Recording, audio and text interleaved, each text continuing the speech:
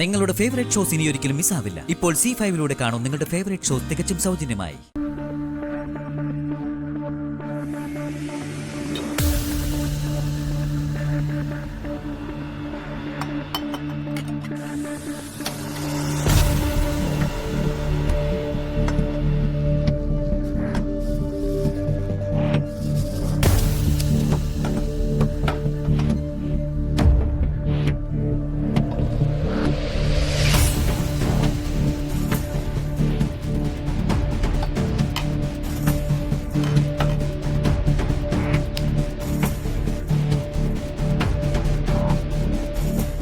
ഇനി പേരെടുക്കുന്നത് എനിക്കൊന്ന് കാണണം.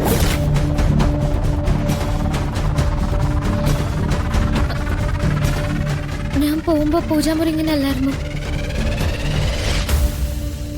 പിന്നെ അച്ഛനും അമ്മയും വന്ന് വൃത്തിയിടാക്കിയതാണോ? രാധികയുടെ ഭക്തി നമുക്ക് എല്ലാവർക്കും അറിയാവുന്നല്ലേ. രാധിക പൂജാമുറി എന്തായാലും ഇങ്ങനെയൊന്നും ചെയ്യില്ല.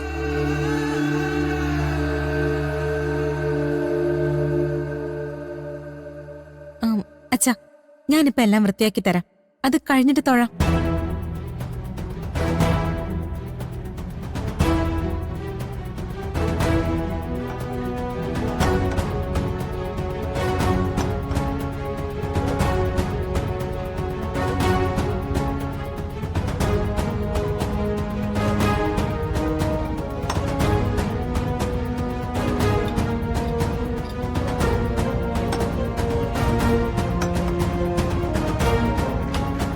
എന്താ കുട്ടി ഇത്? കുറച്ചുകൂടി നല്ല രീതികള് കുട്ടിയിൽ നിന്ന് ഞങ്ങൾ പ്രതീക്ഷിച്ചതാ. ഞാൻ ദൈവത്തോട് ഏറ്റവും അടുത്ത് നിൽക്കുന്നവരായി കാണുന്ന നിങ്ങളൊക്കെ ഇങ്ങനെയാണോ പെരുമാറുന്നത്?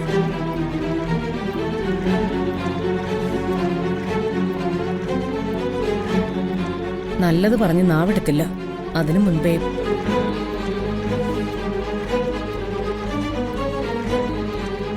മതി, വെറുതെ കാര്യം അറിയാതെ ആരെയും കുറ്റപ്പെടുത്തണ്ട.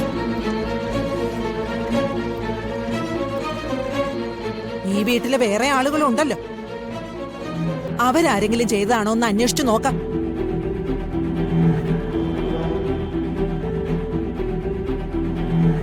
മോളകത്തേക്ക് പൊയ്ക്കോ.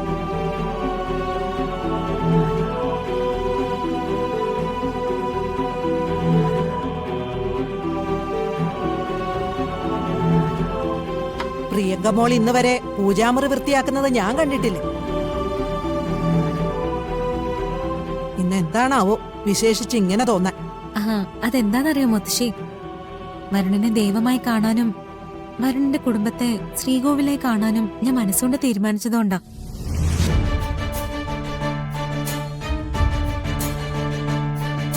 ഇനി ഈ വീട്ടിലെ എല്ലാ കാര്യങ്ങളും ഞാൻ ചെയ്തോളാം. ഉള്ളത് പറയണമല്ലോ.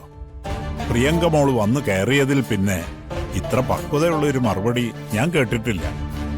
നന്നായി മോളെ.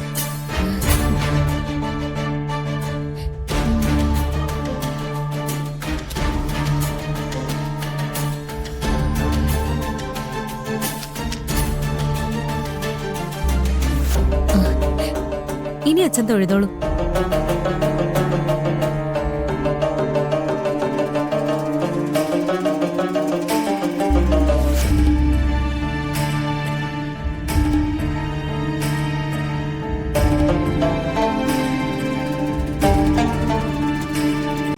ഡൗൺലോഡ് ചെയ്യൂ C5 ആപ്പ്. കാണൂ എല്ലാ എപ്പിസോഡുകളും സൗജന്യമായി.